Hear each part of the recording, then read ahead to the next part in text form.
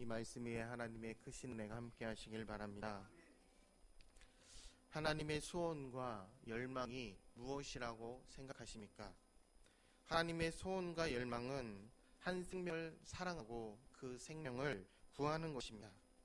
우리 예수님께서 사역하실 때 이 하나님의 소원과 열망을 이루어 드렸습니다. 초대교회 사도들과 성도들 또 이렇게 하나님의 소원과 열망을 이루기 위해서 죽어가고 애를 썼습니다. 왜 그렇습니까? 그것이 성도의 기본적인 사명이기 때문입니다. 성도의 기본적인 사명을 잘 감당해서 하나님의 소망을 이루어 드리는 것이 바로 오늘 우리가 할 일인 것입니다. 오늘 본문 말씀을 통해서 저는 이렇게 한 생명을 사랑하고 구원하는데 우리에게 이미 주어진 인간관계를 통해서 복음을 전파함으로써 가장 자연스럽고 가장 효과적으로 한 생명을 구할 수 있다는 말씀을 함께 말씀을 나누고자 합니다.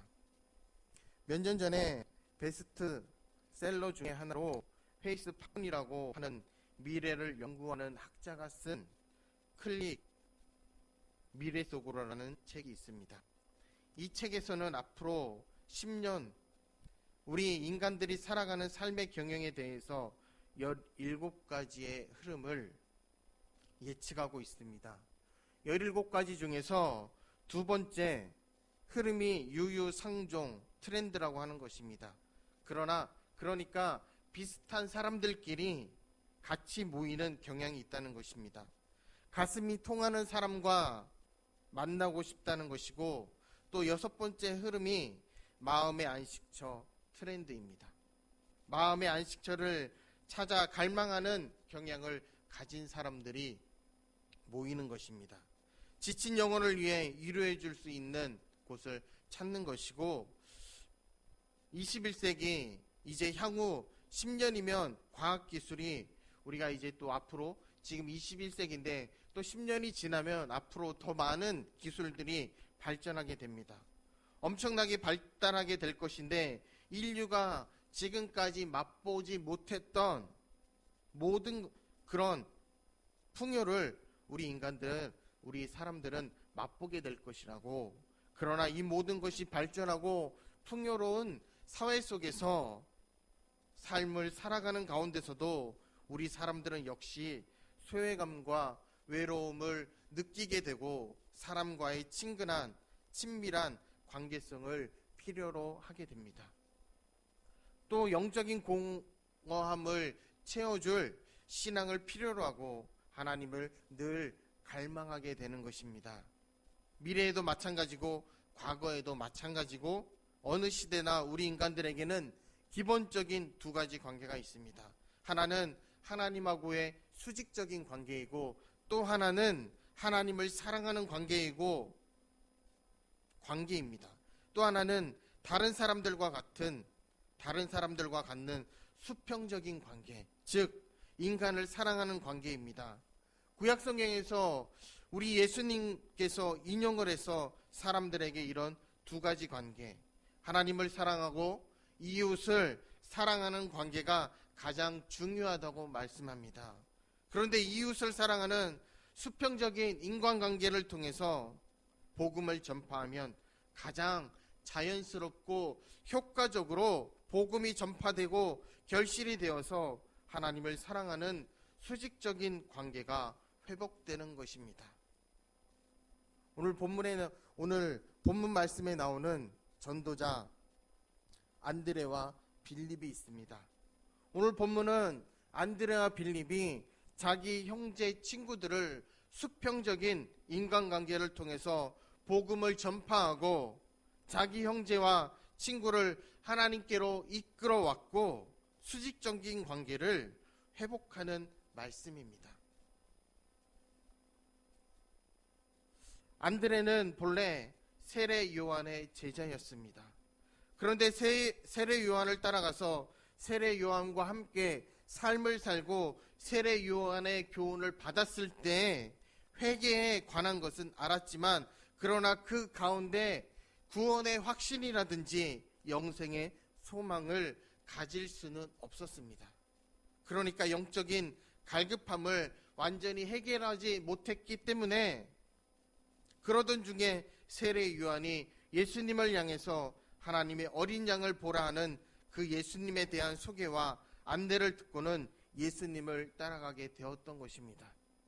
안드레는 늘 영적인 갈급함을 해결하고자 하는 구도자였는데 예수님께로부터 와 보라는 초청의 말씀을 듣고 예수님께로 와서 예수님이 같이 생활하고 예수님의 말씀을 듣게 되었던 제자입니다. 그리고는 예수님이 메시아라는 것을 발견하게 됩니다. 예수님께서 나를 제 가운데서 구원하신 분이시라는 것을 알게 되었고 예수님께로부터 영원한 생명에 대한 소망을 분명히 이 안드레는 가지게 되었던 것입니다. 이렇게 예수님을 만난 이후에 바로 안드레는 전도자가 되었습니다. 성경에 보면 안드레가 그렇게 많이 그리고 크게 활약한 제자로 등장하지는 않습니다. 우리 성경에는 안드레 복음도 없습니다. 안드레 서신도 없습니다. 그저 복음서에 몇 줄 안드레에 관한 이야기가 나오는 것이 다입니다. 그런데 안드레는 자기 자신의 성경상에 대한 역할을 했다든지 기독교 역사상 큰 역할을 큰 영향력을 미쳤다든지 그런 일을 하지는 못했지만 전도하는 일을 잘한 분으로 꼽을 수 있습니다. 그는 자기 형제 베드로를 전도했습니다. 전도했고 예수님의 수제자여 기독교 역사상 큰 일을 한 위대한 인물 베드로를 전도해서 예수님께로 이끈 사람이 바로 안드레입니다. 또한 안드레는 예수님께서 5,000명의 기적을 먹이시는 기적을 행하실 때 보리떡 5개와 물고기 2마리를 가진 소년을 예수님께로 안내한 사람이 바로 안드레입니다. 안드레는 이렇게 자기 스스로가 기적을 일으킨 사람은 아니지만 기적을 일으킬 수 있는 기초가 되는 그런 전도와 안내를 한 사람이었습니다. 베들레헴에서 예루살렘에서 그리고 헬라 사람들이 예수님을 만나기 위해 왔을 때 안드레가 또한 그들을 예수님께로 인도해 왔습니다. 안드레는 이렇게 전도하는 사람이었습니다. 안드레의 전도를 통해서 놀라운 일들이 일어나게 됩니다. 또한 오늘 본문 말씀에 나오는 43절 말씀에 나오는 빌립도 마찬가지입니다. 빌립은 예수님께서 나를 쫓으라는 부르심에 응답하여 예수님의 제자가 되었습니다. 예수님을 만나고 예수님의 교훈을 듣고 그리고 예수님과 함께 동행하고 예수님과 함께 삶을 살면서 예수님의 자기 구주인 것을 확인하게 됩니다. 그 놀라운 기쁜 소식을 자기 친구 나다나엘에게 전하고 소개한 전도자가 바로 오늘 본문 말씀에 나오는 43절에 나오는 빌립입니다. 예수님을 만나고 예수님께서 나를 죄에서 구원하신다는 사실을 확신했을 때 그 기쁜 소식을 다른 사람에게 전하는 것은 너무나 자연스러운 일입니다. 예수 만난 사람은 다 이렇게 전도자가 되는 것입니다. 구원의 확신을 가진 사람은, 영생의 기쁨을 가진 사람은 다 전도자가 되는 것입니다. 사랑하는 여러분, 죄에서 구원받으셨습니까? 영생을 얻으셨습니까? 구원의 확신을 가진 것, 영생을 얻은 이 감격, 이 기쁜 소식을 전하는 전도자가 바로 우리들입니다. 또한 오늘 본문 41절 말씀에 또한 보면은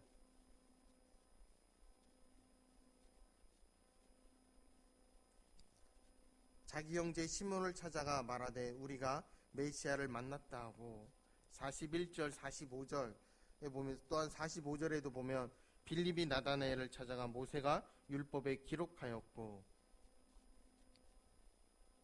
안드레는 예수님께서 메시아라는 사실을 분명히 알게 된 다음에 그 사실을 가장 먼저 형제 베드로에게 전했습니다. 다른 행동을 하기 전에, 다른 사람을 만나기 전에 자기가 가진 기쁜 소식, 그리고 자기가 가진 확신을 자기 형제에게 전한 것입니다. 기쁜 소식이 있을 때 많은 사람들 중에서 가장 가까운 사람에게, 그리고 가장 사랑하는 사람에게 먼저 그 소식을 전하는 것은 지극히 자연스러운 당연한 일입니다. 멀리 나하고 별로 관계없는 사람보다 가까운 사람에게 전하지 않겠습니까?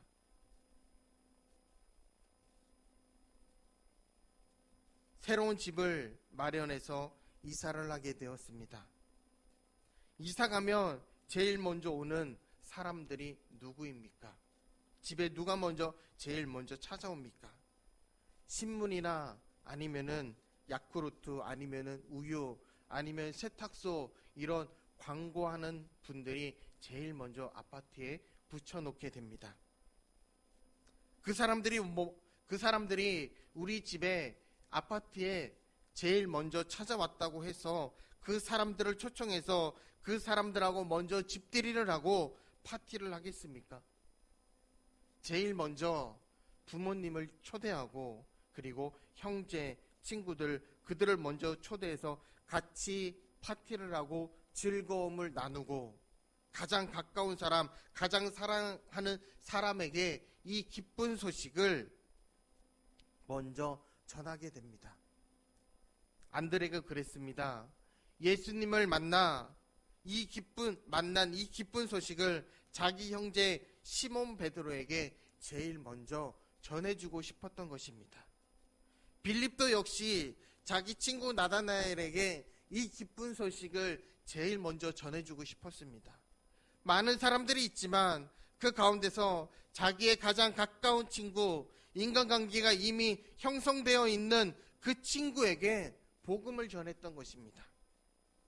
사적으로나 공적으로나 허물 없이 여러 가지 일들을 얘기할 수 있는 사람, 그 친구에게 자기가 가진 기쁜 소식을 전한 것입니다. 안드레와 빌립 두 사람은 모두 다 자기가 가진 기쁜 소식을 전할 대상을 찾았습니다. 기쁜 소식을 가지게 되었을 때 이것을 누구에게 전할까? 자기의 기쁜 소식을 전할 대상, 그 대상을 적극적으로 찾아다닌 것입니다. 여러분, 우리들은 다 사회생활을 하면서 세상 속에서 삶을 살아가면서 여러 사람들과 많은 인간관계를 가지고 있습니다. 그 인간관계를 가진 사람들 중에서 사랑의 깊이에 따라서 좀 더 가까운 사람이 있고 좀 더 먼 사람이 있습니다. 여러분 주변에 있는 관계를 잘 생각해 보십시오. 인간관계를 통해서 더 가까운 사람, 더 먼 사람이 있는데, 안드레와 빌립은 많은 사람들 중에서 자신과 인간관계가 형성되어 있는 사람들 가운데서 자기의 기쁜 소식을 전할 사람들을 찾았습니다. 그래서 나하고 인간관계가 형성되어 있는 사람들을 전부 다 살펴보아야 합니다. 이 관계를 통해서 나하고 인간관계가 있는 사람들을 하나하나 샅샅이 살펴보는 것입니다. 그러는 가운데서 복음을 받아들일 준비가 되어 있는 사람들을 찾아보는 것입니다. 안드레가 그렇게 찾았고 빌립이 그렇게 찾았습니다. 여러분, 우리가 인간관계를 맺고 있는 사람들 가운데는 하나님께서 이미 택하시고 준비해 놓으신 사람들이 있습니다. 마음 가운데 영적인 공허함을 느끼고 복음을 갈급해하는 사람들이 있습니다. 겉으로 볼 때에는 그런 걸 잘 모릅니다.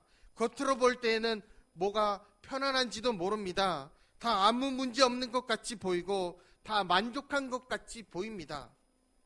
어떤 사람은 심지어 겉으로 볼 때는 아무런 문제가 없는 것처럼 보입니다. 교회 나오고 예수 믿는 사람들을 비방하고 핍박하는 사람들도 있습니다. 그러나 그 사람들 가운데는 복음을 필요로 하는 사람, 하나님의 복음을 받아들이기 위해서 이미 준비가 되어 있는 사람들을 하나님께서 미리 준비를 해 놓은 것입니다. 그래서 우리와 인간관계가 형성되어 있는 사람들을 하나하나 생각해 보고 한 명 한 명 그분들을 위해서 기도하며 나아갈 때 하나님께서 분명히 우리에게 그런 분들을 붙여주시고 또한 그런 분들을 위해서 우리가 찾을 수 있는 것입니다.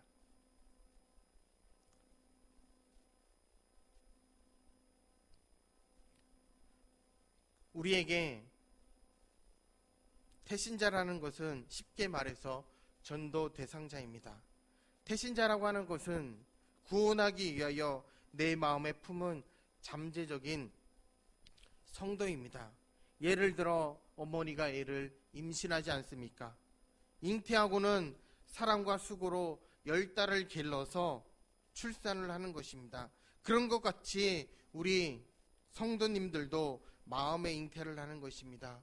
마음에 그 사람을 품는 것입니다. 그 사람을 위해서 기도하는 것입니다. 그 사람을 위해서 더욱더 하나님의 사랑을 전하는 것입니다. 그리고 기도하면서 사랑과 기도로 그들을 양육하고 또한 마지막에는 성도로 결신케 할, 구원케 할 사람이 바로 태신자인 것이십니다. 여러분, 우리는 먼저 우리가 우리의 인간관계 중에 있는 사람 중에 믿지 않는 사람을 먼저 찾는 것입니다. 그리고는 그 믿지 않는 사람들 중에서 태신자가 될 사람, 복음을 전해야 할 사람을 찾아내는 것입니다. 그 사람이 나의 태신자가 되는 것입니다. 안드레가 이렇게 자기 형제 베드로에게 자기가 만난 메시아 이 구원의 소식을 전했습니다. 그런데 참 다행스러운 것은 베드로는 이미 복음을 받아들일 준비가 되어 있었다는 것입니다. 초청받을 준비가 되어 있다는 것입니다. 안드레가 가서 내가 메시아를 만났다고 이야기하니까 베드로가 그것을 바로 받아들이고 안드레를 따라서 예수님께로 왔습니다.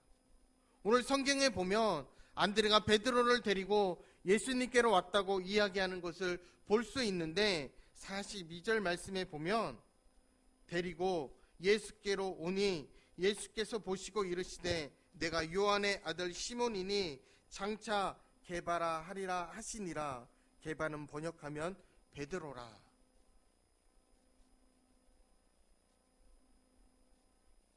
안드레 자신이 발견한, 그리고 안드레 자신이 경험한 이 기쁜 소식을 들려주고 보여주어 또 베드로에게 경험하게 만든 것입니다.